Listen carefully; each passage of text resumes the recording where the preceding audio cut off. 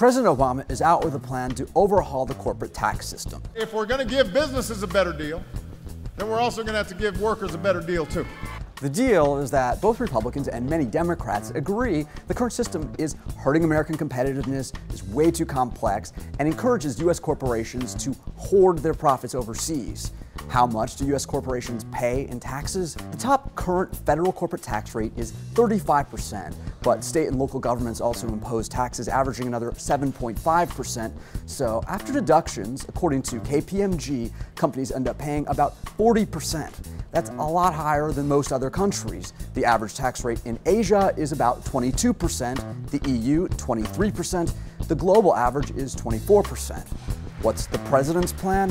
First, reduce the corporate tax rate. The president proposes lowering the federal corporate rate from 35% to 28% and lowering the effective tax rate for manufacturers to 25%. In exchange, Obama wants to end certain tax benefits like those for the oil and natural gas industries, for the purchase of private jets, and some corporate tax shelters.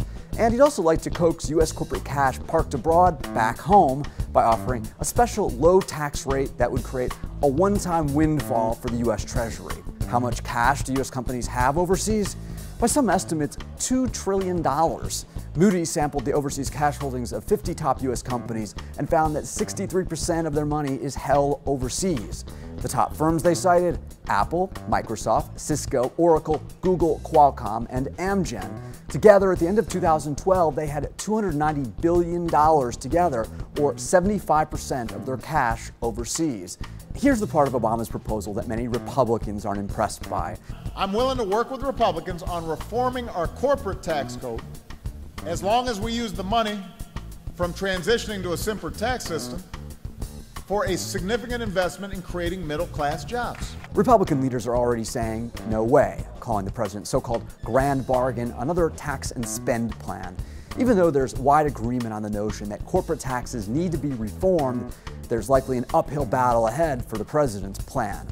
That's the short answer.